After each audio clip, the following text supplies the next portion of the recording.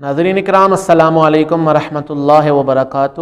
حاضر ہیں آپ کے ساتھ بہار مدینہ یوٹیوب چینل میں، اور اس چینل میں ہم آپ کو تجوید اور قرات کورس کے متعلق آپ کے ساتھ چیزیں شیئر کرتے ہیں۔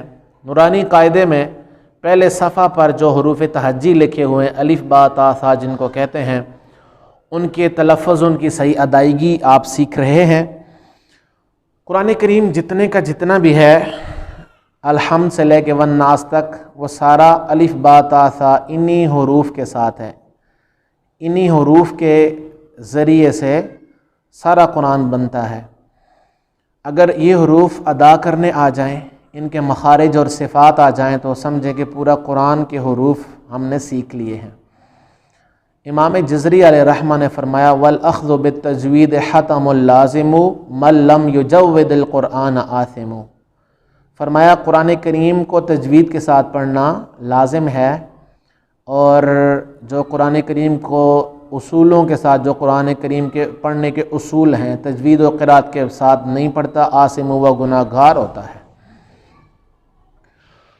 قرآن کریم کا پڑھنے کے لیے پریکٹس کے طور پہ قاعدہ پڑھایا جاتا ہے، اور حروف تہجی سکھائے جاتے ہیں۔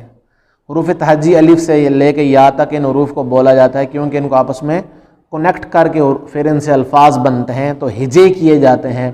اس کنیکشن اور ہجوں کی وجہ سے ان کو حروف تہجی یا حروف مبانی بھی کہتے ہیں، کہ کلام کی بنیاد عربی زبان میں آپ کو ان کے علاوہ کوئی اور لفظ ملے گا، یہ بیسک ہے، یہ بنیاد ہے۔ اس لیے بنیاد کو بہتر بنائیے تاکہ آگے چل کر قرآن کریم پڑھنا آسان ہو جائے۔ تو پہلا حرف ہے الف۔ الف، الف خود تین حروف سے بنا ہے، الف سے، لام سے اور فا سے۔ اس کا درست تلفظ الف ہے، الف۔ دوسرا ہے با۔ با جو ہے یہ اونٹوں سے ادا ہوتا ہے، اور اونٹوں کے بھی اس حصے سے ادا ہوتا ہے جو تر رہتے ہیں، یعنی جو اونٹ منہ بند کرنے کے بعد جو ایسا اندر چلا جاتا ہے، کیونکہ اونٹوں کا جو ایسا منہ کے باہر ہوتا ہے وہ خشک رہتا ہے، اور جو اونٹوں کا ایسا منہ کے اندر ہوتا ہے وہ تر رہتا ہے۔ جو اونٹوں کی تری ہے اس سے با ادا ہوتی ہے، با۔ اس کے بعد ہے تا۔ تیسرا حرف جو ہے تختی نمبر 1 کا نورانی قاعدے کی ہم بات کر رہے ہیں، اس کا پہلا پیج ہے جو آپ کو سکھایا جا رہا ہے، پڑھایا جا رہا ہے۔ تیسرا حرف ہمارے پاس تا ہے۔ تا کو ادا کرنے کی جگہ کیا ہے، اس کا مخرج کیا ہے؟ زبان کی جو نوک ہے، اس کو اوپر والے فرنٹ کے جو 2 دانت ہیں، پھر سنیے، اوپر والے فرنٹ کے جو 2 دانت ہیں، ان کی جو کنارہ ہے نچلا، اس کی بیک سائیڈ پہ، پچھلی سائیڈ پہ زبان کی نوک لگانے سے تا ادا ہوتی ہے، تا۔ جب بھی آپ خود پڑھیں یا کسی کو پڑھائیں تو تیز پڑھنے کی بجائے بالکل ٹھہراؤ کے ساتھ، مثال کے طور پر آپ ایسے پڑھیں یا بچوں کو پڑھانا ہے تو ایسے پڑھائیں، الف با تا ثا جیم۔ اتنی سلو رفتار کے ساتھ اور اتنے حروف کو لمبا پڑھائیں تاکہ بچے کی زبان میں یا سیکھنے والے کی، لرنر کی زبان کے اندر ٹھہراؤ آئے، کیونکہ قرآن کریم کو ٹھہر ٹھہر کے ورتل قرآن ترتیلا، ترتیل کے ساتھ ٹھہر ٹھہر کر پڑھنا ہے۔ رسول اللہ صلی اللہ علیہ وسلم قرآن کریم کو ٹھہر ٹھہر کر پڑھا کرتے تھے۔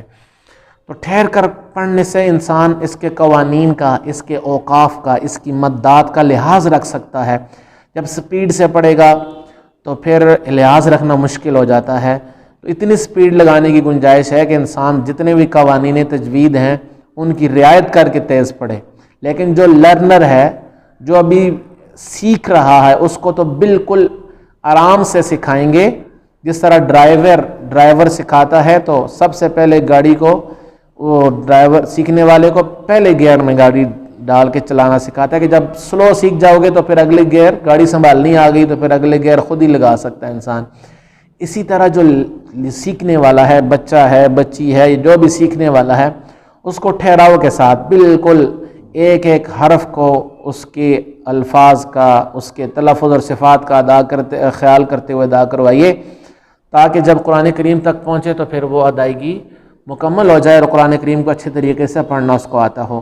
تو ہم نے تا کا مخرج پڑھ لیا کہ زبان کے نوک کو اوپر والے فرنٹ کے جو 2 دانت ہیں ان کے کنارے کی پچھلی سائیڈ پہ لگانے سے تا ادا ہوتی ہے۔ اگلا حرف ہے ثا، جس کے اوپر 3 نقطے ہوتے ہیں۔ اچھا، جو تا ہے پچھلا ہم نے پڑھا ہے، اس کے ساتھ ملتا جلتا ایک اور حرف ہے طوا۔ تو جب قرات نہیں آتی، بندے کو تا اور طوا کا الگ الگ مخرج نہیں پتا، یعنی ان کو اس کی صفات نہیں پتا کہ تا کیسے ادا کرتے ہیں، طوا کیسے ادا کرتے ہیں، مخرج تو ان کا ایک ہی ہے لیکن ان کی صفات الگ ہے۔ جب صفات نہیں پتہ ہوں گی تو تا اور طوا کو مکس کر کے پڑھ دے گا۔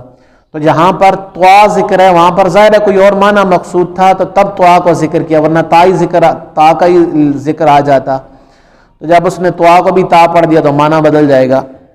اسی طرح ثا جو ہے، اس کا مخرج کیا ہے؟ زبان کی نوک کو اوپر والے فرنٹ کے 2 دانتوں کا جو نچلا حصہ ہے، یہ والا، یہ حصہ جو ہے اس کے ساتھ لگانے سے ثا ادا ہوتی ہے۔ اس کا آواز، اس کا ساؤنڈ اور اس کی آواز ثا ہے۔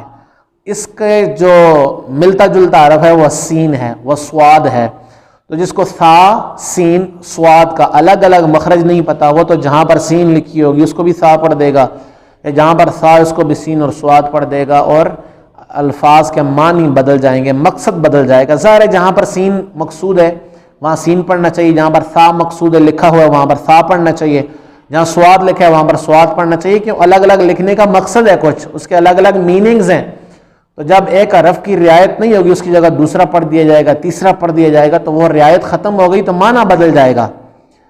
تو اس لیے ان کے الگ الگ مخارج پتہ ہوں۔ ثا جو ہے زبان کی نوک کو اوپر والے 2 دانتوں کے نیچے والے کنارے کے ساتھ لگانے سے ثا ادا ہوتی ہے۔ ثا یہ بہت نرمی والا حروف ہے، اس لیے ان کو حروف لثویہ کہا جاتا ہے۔ تا جو ہے سختی سے ادا ہوتا ہے، تا، دال اور طوا۔ وہ انشاءاللہ جب اپنی نورانی قاعدے کی ترتیب سے انشاءاللہ ہم چلیں گے تو آگے آئے گا تو بتا دیں گے۔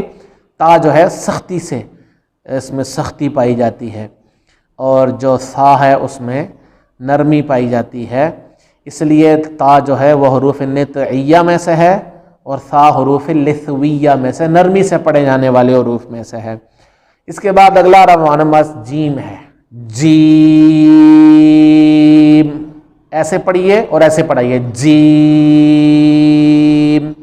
جیم زبان کا جو درمیان ہے اس کو اوپر والے حصے کے ساتھ، منہ کا جو اوپر والا حصہ جس کو تالو بولتے ہیں اردو میں، اس کے ساتھ لگانے سے جیم ادا ہوتی ہے۔ زبان کے درمیان کو اوپر تالو کے ساتھ لگانے سے جیم ادا ہوتی ہے، جیم، جیم۔ اکثر بچے یہاں پر غلطی کرتے ہیں کہ جیم کو پڑھنے کے لیے اونٹوں کو موو کرتے ہیں، تو اونٹوں کا جیم میں موو کرنا صحیح نہیں، صرف اینڈ پہ جا کر، چونکہ جیم 3 حروف سے بنا ہے، خود جیم، یا اور میم سے، آخر میں میم آتا ہے، اور میم ایسے حروف میں سے ہے کہ جو اونٹوں سے ادا ہوتے ہیں، اس لیے آخر پہ تو اونٹ لیں گے، لیکن درمیان میں جو بچے جیم کو پڑھتے ہوئے اونٹوں کے ایسے حرکت دیتے ہیں وہ غلط ہے، اس لیے جیم۔ تو آج تک ہمارا سبق اور لیسن یہاں تک ہے، میں ایک دفعہ پھر ریوائز کر دیتا ہوں، دوہرا دیتا ہوں۔ الف، با، تا، ثا، جیم۔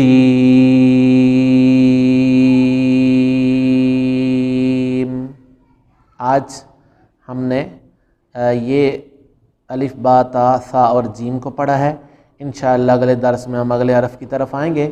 جو کچھ پڑھا ہے اس کو پریکٹس کیجئے، کیونکہ یہ ایسا تجوید اور قرات ایسا فن ہے جو پریکٹس سے آتا ہے، اس کو صرف سمجھنے سے نہیں آتا بلکہ پریکٹس کرنے سے۔ ڈرائیونگ ایسا کام ہے، اگر آپ بک میں پڑھ بھی لیں کہ ڈرائیونگ کیسے کیسے کرنی ہے، لیکن آئے گی تبھی صحیح جب آپ گاڑی میں پریکٹیکلی چلائیں گے تو صحیح، تب آئے گی۔ اسی طرح جو یہ حروف تہجی ہیں، تجوید و قرات ہے، یہ پریکٹس سے آتا ہے، اس کو آپ پڑھیں گے، بار بار پڑھیں گے تو تب جا کے یہ الفاظ صحیح ہوں گے۔ اس کی پریکٹس کیجئے۔ اگر آپ کسی چیز کی سمجھ نہیں ہے تو نیچے کمنٹس میں لکھ دیجئے، یا کوئی اور چیز آپ سمجھنا چاہتے ہیں اس بارے میں تو اس کے بارے میں ضرور کمنٹس باکس میں لکھیے۔ آج کے لیے اتنا ہی ہے، اگلے درس تک کے لیے اجازت دیجیے۔ والسلام مع الاکرام۔